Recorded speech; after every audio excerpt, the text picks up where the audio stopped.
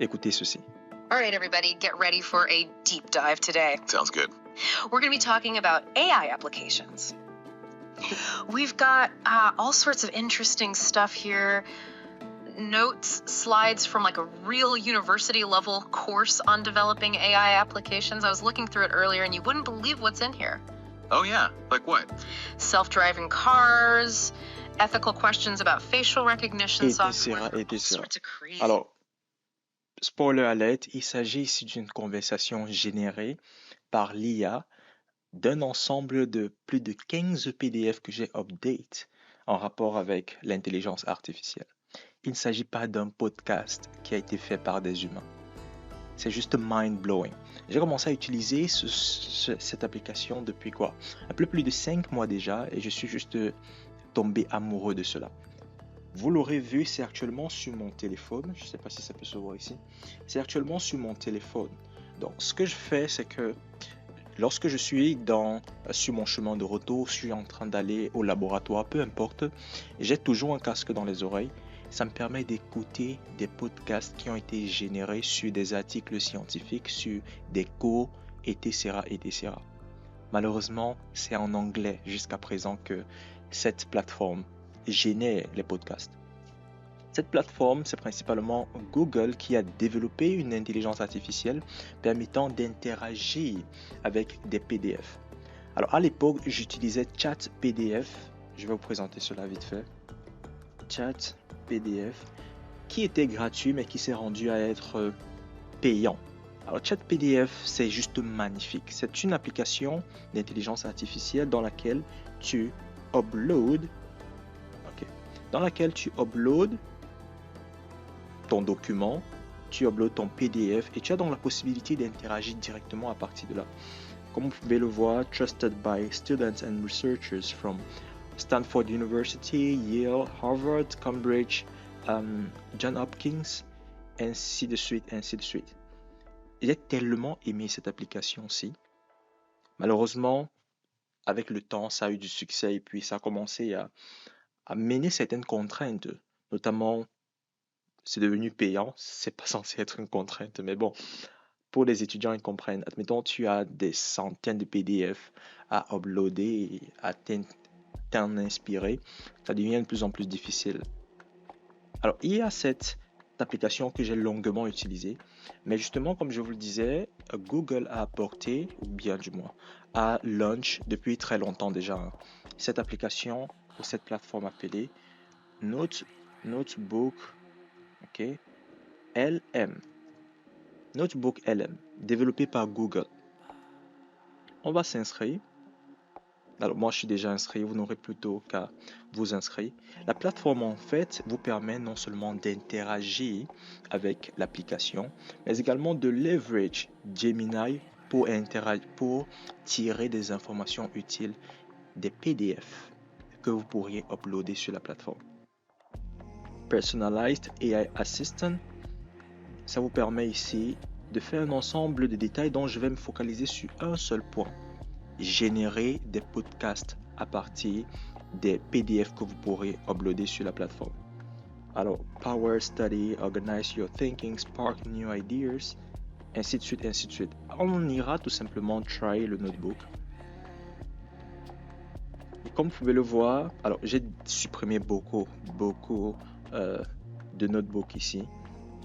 J'ai gardé tout simplement ceci parce qu'une fois que je génère le podcast, pour moi, je suis correct. Alors, je peux également demander à la plateforme, poser des questions par rapport au PDF que je viens uploader. Mais quel est même l'intérêt général de tout ceci? De base, j'utilise cette application parce que nous sommes amenés dans la recherche à lire des centaines d'articles scientifiques, probablement par mois. Il y en a chaque jour qui sortent. Et tu ne peux tout simplement pas passer toute ta vie à lire sans nécessairement faire d'autres recherches personnelles, travailler concrètement dans la recherche, dans ce que tu es en train de faire. Ça devient de plus en plus stressant. Et je me dis, comment est-ce que je peux utiliser le temps que je dépense pour aller soit au laboratoire ou pour rentrer ou aller quelque part, peu importe. Et il n'y a aucun meilleur moyen que le podcast, pour moi bien sûr. Cela dépendra de chacun parce qu'il y en a qui préfèrent plutôt lire, d'autres qui préfèrent écouter. Moi, j'aime bien mixer les deux. Alors, pas juste dans le cadre de générer des podcasts, j'utilise également cette plateforme pour pouvoir écouter non seulement le podcast généré d'un livre, mais également l'utiliser même pendant que je lis le livre. OK? Je vais parler d'articles, excusez-moi. Donc, c'est pas juste pour me dire, OK, je vais générer le podcast et puis j'aurai pas besoin de lire le livre. Non. Je vais générer le podcast, je vais écouter et ensuite je vais lire le livre pour consolider toutes les informations que je puisse extraire de ce livre-là. Sounds good. Alors, on va faire un petit test. Je vais vous ouvrir AI Application. Je vais vous ouvrir ce notebook que j'ai déjà créé.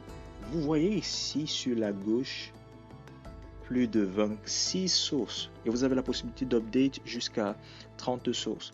Vous voyez sur la gauche ici plus de 26 sources. Ça, ce sont des PDF, des articles scientifiques. Des articles scientifiques que j'ai mis sur la plateforme.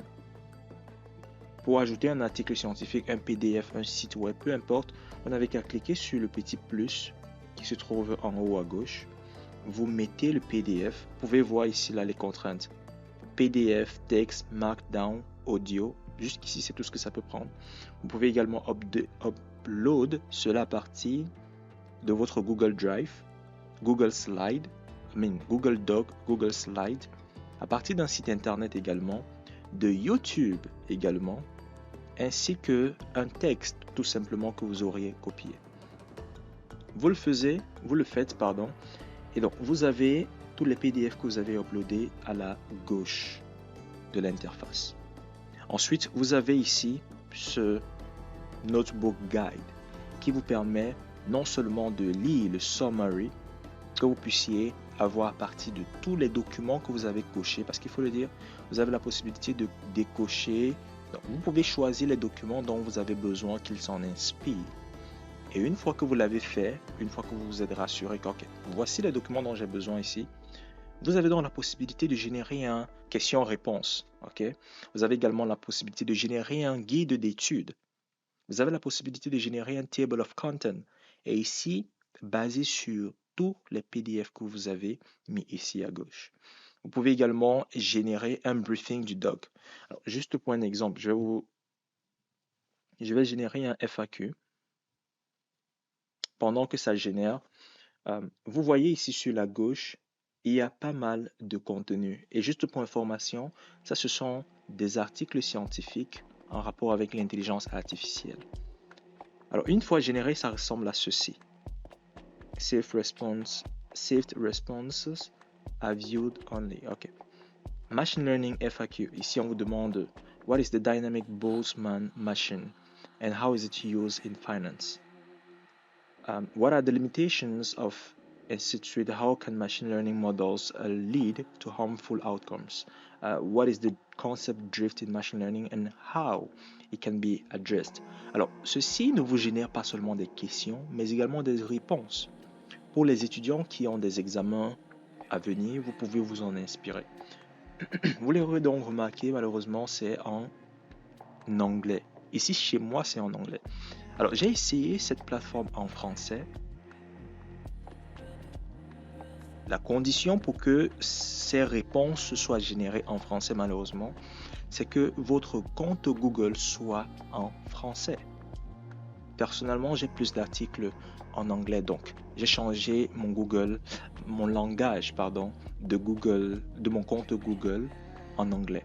Et donc, si dans votre cas, vous avez besoin que ce soit du contenu en français, je vous recommande tout simplement de changer ici le langage de votre compte Google. Alors, pour changer le langage, vous n'aurez qu'à aller dans les settings, dans les paramètres de votre compte Google. Je reviens sur Notebook Guide. Vous avez donc la possibilité ici de générer un brief, résumé, summary du document, un briefing du document. On verra ensuite à quoi ça ressemble. Voici la partie la plus intéressante de la vidéo. Audio Overview. Ici, vous avez donc la possibilité de générer une conversation. Voici le briefing du document. Ici, on vous présente en fait un briefing de tous les documents. Vous pouvez voir ici, c'est regroupé par thème. Thème 1, thème 2, thème 3, Ethical Implications of AI, thème 4, Building an Ethical AI Ecosystem, and Conclusion. Alors, vous avez compris, donc, vous avez la possibilité de faire un ensemble de choses très intéressantes. Alors, il y a une question que je vais répondre avant de vous faire écouter le podcast qui a été généré en l'espace de quelques secondes.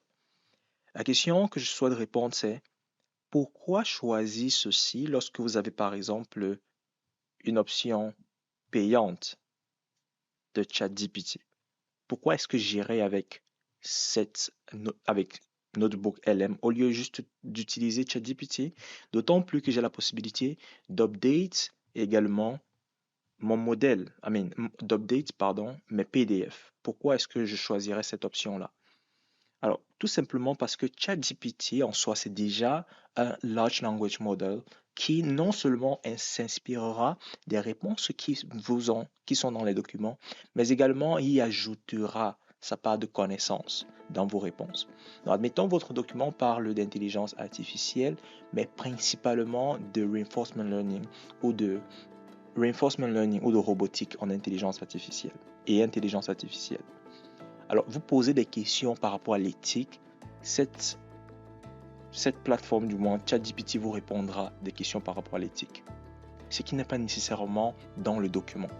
Le point, c'est quoi? Si vous avez besoin des informations qui sont strictement dans le document, malheureusement, ChatGPT pourrait vous donner plus d'informations que ce que vous l'auriez demandé. Et encore pire, si vous n'avez pas pris le temps de lire le document, vous ne saurez pas si ça vient du document ou pas. Alors ça, c'est également une différence notable. Autre chose, c'est que ChatGPT malheureusement est contraint par le nombre de documents qu'on puisse uploader. Je pense que c'est 10 documents.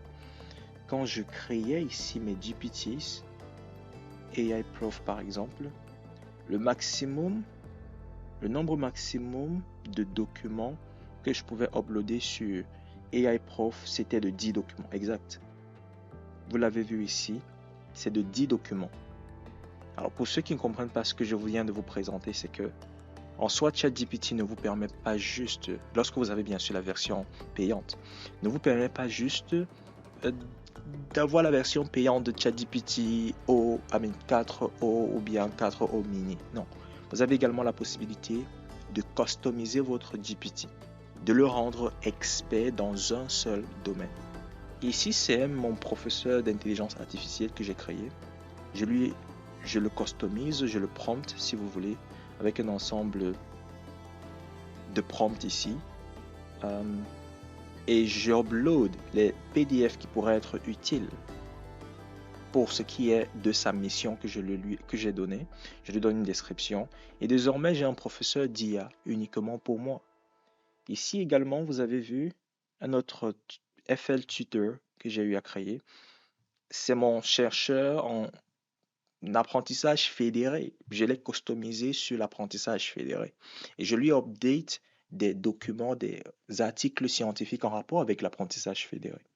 Le point étant que c'est pas juste questions-réponses avec ChatGPT que l'on peut.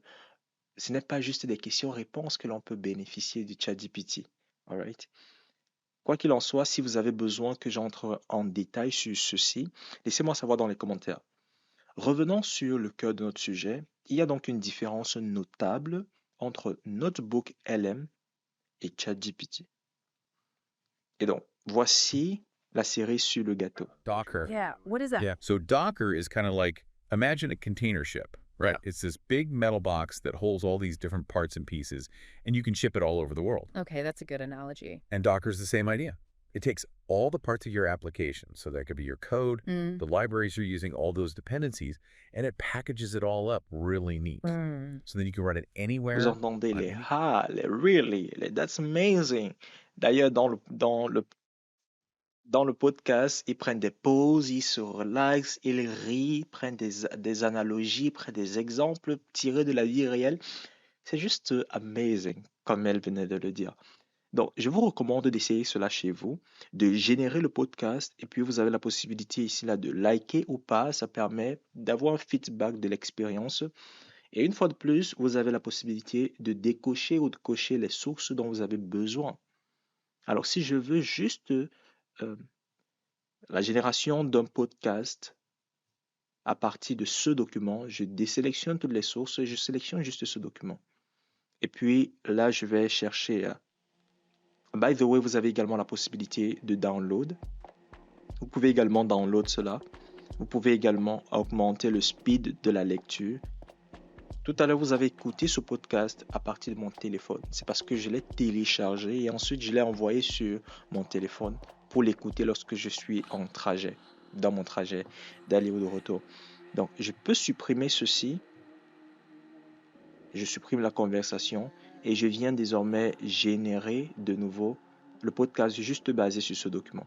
Il y a également la possibilité de customiser cela. Je peux demander à ce que le podcast soit généré à partir d'un ensemble de critères spécifiques que je veux. Par exemple, ils disent ici, try things like focus on specific courses, focus on specific topics, target a specific audience.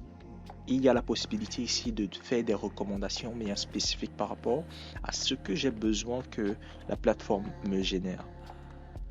J'espère donc avoir été utile pour quelqu'un, pour ceux qui sont overwhelmed. Comment ça se dit en français cette histoire? Overwhelmed, étouffé par tout ce qui est à lire, la littérature. Ça, c'est ce qu'il vous faut. Pour ceux, bien sûr, qui sont confortables à écouter des podcasts. Je vais m'arrêter ici pour cette vidéo. Alors, juste pour information, il y a beaucoup d'entre vous qui écoutent les vidéos, les podcasts que je fais avec... Je vous rassure, ces podcasts sont réels, alright? Ce sont des podcasts réels que je fais avec des personnes, mais qui malheureusement ne sont pas abonnés à la chaîne. C'est pas très souvent dans mes habitudes de demander que l'on s'abonne, ok? Mais je vous prie de vous abonner parce qu'il y en a plusieurs qui tout simplement oublient de s'abonner. Donc, abonnez-vous à la chaîne, laissez des pouces bleus, ça fait toujours plaisir, ça encourage également l'activité sur la plateforme. Et aussi, une petite information, c'est que tous les podcasts que vous avez vus sur la plateforme jusqu'ici, les échanges avec ces professeurs, des étudiants, et il y en a plusieurs qui arrivent, tout cela se trouve également sur toutes les plateformes de streaming. Spotify, Amazon Music, Apple Podcasts, toutes ces plateformes de streaming. Je vous invite fortement à me rejoindre sur ces plateformes de streaming pour ceux qui, bien sûr, aiment plutôt écouter des conversations enrichissantes comme celles que nous faisons. Pour ceux également qui sont à la recherche d'opportunités, de bourses d'études, d'écoles d'été, ce genre d'opportunités, je vous recommande de regarder la description qui se trouve, les liens qui se trouvent en description. Vous trouverez un lien vers une formation complète sur les bourses d'études que j'ai fait récemment. C'est vrai que j'ai pas beaucoup de place actuellement dans mon schedule, mais je vous invite à regarder cela, à me contacter. Et également pour ceux qui veulent, bien sûr, le guide ultime, qui est un guide qui vous présente étape par étape comment obtenir une bourse d'études. Tout se trouve également dans la description. C'est complètement gratuit. Petite mise à jour, j'ai pas eu à faire de vidéos depuis très longtemps. Les vidéos que vous voyez jusqu'à présent, des podcasts, des échanges que vous voyez, ce sont des interviews que j'ai eu à mener depuis très longtemps. Je book des interviews au moins 4 mois, 5 mois, 6 mois en avance. Et il y en a des personnes qui ont beaucoup apprécié le contenu des échanges que j'ai avec ces différents invités. Je mettrai à disposition un formulaire dans la description des personnes que vous souhaitez que j'invite. Alright? Je mettrai cela à disposition. Et s'il vous plaît, pas de spam, ok? Je mettrai cela à disposition. Vous pouvez renseigner le profil des personnes que vous souhaitez que je puisse inviter sur la plateforme. Ça me fera un plaisir de partager avec vous cela. Et aussi, n'hésitez pas de poser des questions dans les commentaires. Posez les questions. Quel type de contenu est-ce que vous souhaitez que je mette plus en avant? Juste pour information, nous restons dans l'intelligence artificielle, les études, la technologie. Et donc, rendu dans ces différentes thématiques-là, quels sont les sujets dont vous souhaitez que l'on puisse mettre plus en avant? Laissez savoir dans les commentaires. Et puis, je vous donne rendez-vous dans des prochains épisodes avec des interviews, avec des invités encore plus spéciaux. Ils partageront de leurs expériences comme d'habitude, de leur domaine d'expertise, et vivement que tous ces échanges là puissent inspirer plusieurs d'entre vous. Je vous donne donc rendez-vous dans un des podcasts que j'ai eu à faire, pourquoi pas celui de Olivier Madiba, qui est un pionnier des jeux vidéo en Afrique. C'est un podcast exceptionnel. On ne parle pas tout simplement des jeux vidéo, ok? On parle surtout de la philosophie de ce monsieur. Qu'est-ce que ça coûte de faire une entreprise de jeux vidéo en Afrique pendant 20 ans et ne pas nécessairement avoir des revenus? Quel est le mindset qu'il faut avoir pour percer, par exemple, dans une sphère assez challengeante comme celle-là? Je vous donne rendez-vous dans ce podcast. Et surtout, n'oubliez pas de vous abonner, de liker, de commenter. Ça fait toujours plaisir de vous écouter. D'ici là, stay hungry, stay foolish.